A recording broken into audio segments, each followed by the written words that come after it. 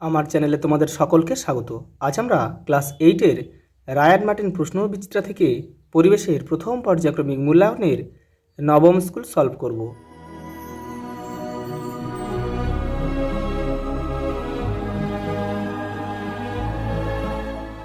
প্রথম প্রশ্ন দেখো, চাপের এসআই এককটি হলো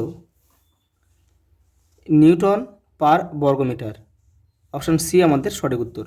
পরেরটা দেখো, দুটি বস্তুর মধ্যে দূরত্ব পূর্বের 3 গুণ করা হলে মহাকর্ষ বলের মান পূর্বের যত গুণ হবে তা হলো অপশান ডি হবে।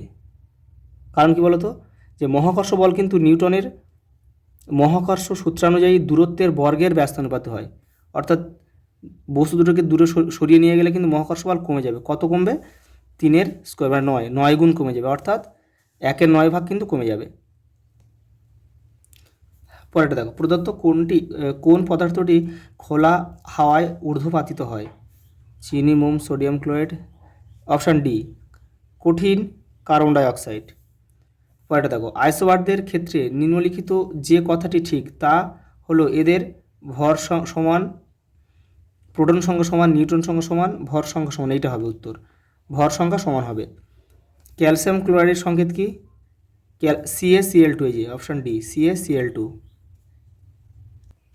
পরের প্রশ্ন দেখো, স্বাভাবিক চাপে 4টি ধাতুর গলনাঙ্ক: লোহা 530 degree C, gallium 29.8 degree C পারদ -39 ডিগ্রি সি, আর সোনা হচ্ছে 1063 ডিগ্রি সি। এর মধ্যে যেটিকে ডিসেম্বর মাসের খুব ঠান্ডা দিনে কাপে আর প্লেটে রাখলে আলাদা আলাদা আকৃতির দেখাবে তা হলো, এটা হবে গ্যালিয়াম হবে।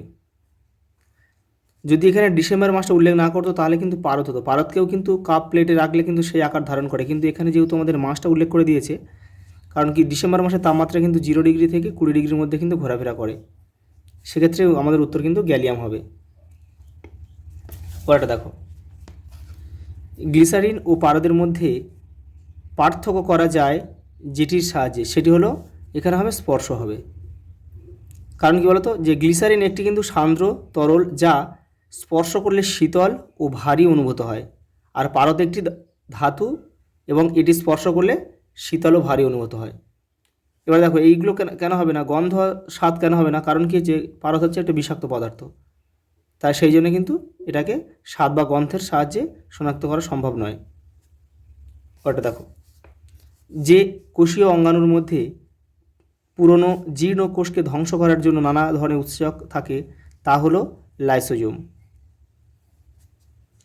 যে কলা উদ্দীপনা পরিবহন করে সেটা হলো স্নায়ুকলা। পরেটা দেখো, একটি ব্যবচ্ছেদিত জবা ফুলের বিভিন্ন অংশ ভালোভাবে দেখার জন্য তুমি যা ব্যবহার করো তা হলো, দেখো এখানে উত্তর হবে ম্যাগনিফাইং গ্লাস হবে।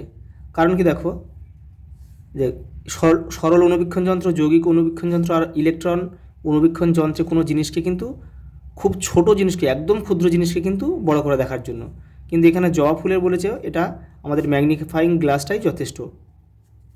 10 কেজি ভরের বস্তুর উপর পৃথিবীর আকর্ষণ বল কত হবে? দেখো, জি এর মান হচ্ছে কত? 9.8 মিটার পার সেকেন্ড স্কোয়ার। অর্থাৎ 10-এর সাথে আমাদের এটাকে গুণ করতে হবে। 10-এর সাথে এটা গুণ করলে হবে আমাদের 98 নিউটন। কোথায় আছে দেখো, এই যে 98 নিউটন। পরেরটা দেখো, প্রোটিন তৈরিতে সাহায্য করে কি? রাইবোজোম। এই যে পরেরটা দেখো, সত্য না মিথ্যা লেখো। লোহার পেরেক জলে ডুবে যাবে, লোহার পেরেক জলে ডুবে যাবে কিন্তু পারদে ভাসবে, এটা কিন্তু সত্য। কারণ কি, দেখো এখানে জলের ঘনত্ব থেকে লোহার ঘনত্ব কিন্তু বেশি, সেই জন্য কিন্তু পেরেকটা কিন্তু জলে ডুবে যাবে। আবার এখানে দেখো, পারদের ঘনত্বটা লোহার ঘনত্ব থেকে কিন্তু অনেক বেশি, সেই জন্য কিন্তু পারদে কিন্তু পেরেকটা কিন্তু ভাসবে। একটি অধাতু যা তাপ ও তড়িতে সুপরি হয় তা হলো গ্রাফাইট।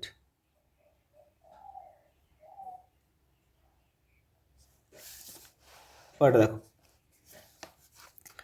সত্য না মিথ্যা লেখো। তরলের নিজস্ব আকৃতি ও আয়তন আছে, এটা মিথ্যা,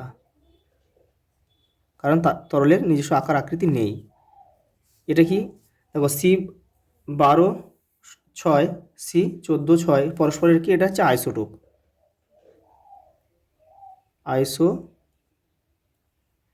আইসোটোপ কারণ কি, দেখো আইসোটোপের পারমাণবিক সংখ্যা কিন্তু একই থাকে, কিন্তু এদের ভর সংখ্যা কিন্তু আলাদা থাকে। দেখো পারমাণবিক সংখ্যা দেখো 6 আর ভর সংখ্যা দেখো সব আলাদা, এটা হচ্ছে আইসোটোপ। পিতামাতা থেকে সন্তানদের মধ্যে বংশগত বৈশিষ্ট্য, এটা হবে জিনের মাধ্যমে বাহিত হয়। সত্য না মিথ্যা লেখো। কোষের পর্দাবিহীন অঙ্গাণু হলো ভ্যাকুয়াল, এটা মিথ্যা। এটা হবে, এটা রাইবোজোম হলে কিন্তু বাক্যটা সঠিক হতো। পরেরটা দেখো, বলে দেখো পিবি 206 আর 82 অণুতে ইলেকট্রনের সংখ্যা, পরমাণুতে ইলেকট্রনের সংখ্যা কত, 82। পরেরটা দেখো, লোহার কড়াই জলে ভাসে কিন্তু লোহার বল জলে ডুবে যায় কেন, দেখে নাও। পরেরটা দেখো, ধাতু ও অধাতুর মধ্যে একটি পার্থক্য লেখো। ধাতু সাধারণ অবস্থায় তাপ ও তড়িতের সুপরিবাহী, আর অধাতু কিন্তু সাধারণ অবস্থায় তাপ ও তড়িতের কুপরিবাহী। ব্যতিক্রম গ্রাফাইট। দেখো সংকেত লেখো, জিঙ্ক অক্সাইড, ZnO। পরেরটা দেখো, ভাজক কলার একটি কাজ লেখো। তোমাদের বইয়ের 180 নম্বর পেজে রয়েছে, দেখো উত্তরটা। এই দেখো ভাজক কলার অনেকগুলো কাজ রয়েছে, এখান থেকে তোমরা দুটো করে নেবে, 2-3টে করবে। পরেরটা দেখো, লিউকোপ্লাস্টের কাজ কি, খাদ্য সঞ্চয় করে রাখা। সেটা শ্বেতসার হিসেবে হতে পারে, প্রোটিন হিসেবে হতে পারে, ফ্যাট হিসেবে হতে পারে। ওটা দেখো, নিউটনের মহাকর্ষ সূত্রটি বিবৃত করো। এই দেখো নিউটনের মহাকর্ষ সূত্র, মহাবিশ্বের যে কোনো দুটি বস্তুকণা তাদের কেন্দ্র সংযোগ সরলরেখা বরাবর একে অন্যকে আকর্ষণ করে। এই মহাকর্ষ বলের পরিমাণ বস্তুকণা দুটির ভরের গুণফলের সমানুপাতিক এবং তাদের মধ্যবর্তী সর্বনিম্ন দূরত্বের বর্গের ব্যস্তানুপাতিক। পরেরটা দেখো, ওহমের সূত্রটির গাণিতিক রূপটি লেখো। ভি ইকুয়াল টু আই আর। আচ্ছা, ভি মানে হচ্ছে বিভব পার্থক্য, আই মানে তড়িৎ প্রবাহ মাত্রা, আর আর মানে রোধ। পরেরটা দেখো, একটি আয়নীয় ও একটি সমযোজী যৌগের উদাহরণ দাও। দেখো আয়নীয় যৌগ হচ্ছে লবণ মানে NaCl, আর সমযোজী যৌগ হচ্ছে কি, সমযোজী যৌগ লেখা যায়, জল লেখা যায় H2O। আর অ্যামোনিয়াম মূলকের সংকেত এখানে অ্যামোনিয়াম NH4+। পরেরটা দেখো, লোহিত রক্তকণিকার আকার গোল ও দুপাশ চ্যাপ্টা চাকতির মতো হওয়ার কারণ কি, তোমাদের বইয়ের 177 নম্বর পেজে রয়েছে, দেখে নাও। গোলাকার, এই যে লোহিত রক্তকণিকা গোলাকার, দুপাশ চ্যাপ্টা আকৃতির মতো, বিভিন্ন চ্যাপ্টা চাকতির মতো, দেখো বিভিন্ন ব্যাসের রক্তনালীর মধ্যে দিয়ে যাতায়াতের জন্য আর বেশি পরিমাণ অক্সিজেন পরিবহন করার জন্য এদের এ ধরনের আকার হয়। পরেরটা দেখো, জীবদেহের গঠনের ক্ষুদ্রতম একক কি, কোষ। পরেরটা দেখো, নিউক্লিয়াস কাকে বলে, দেখে নাও।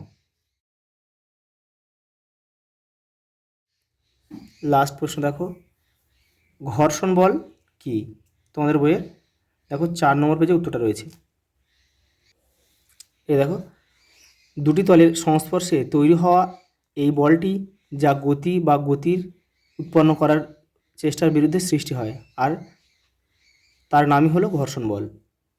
দেখো রায়ান মার্টিন 11 নম্বর পেজে রয়েছে, এখানে ভালো করে দেওয়া রয়েছে। দেখো ঘর্ষণ বল, কোনো তলের ওপর স্থির অবস্থায় থাকা কোনো বস্তু যখন ওই তলের ওপর দিয়ে চলতে শুরু করে বা চলার চেষ্টা করে, তখন দুটি তলের সংস্পর্শে একটি বল তৈরি হয় যা ওই বস্তুর গতিকে বা গতির প্রচেষ্টাকে বাধা দেয়, তাকে ঘর্ষণ বল বলে।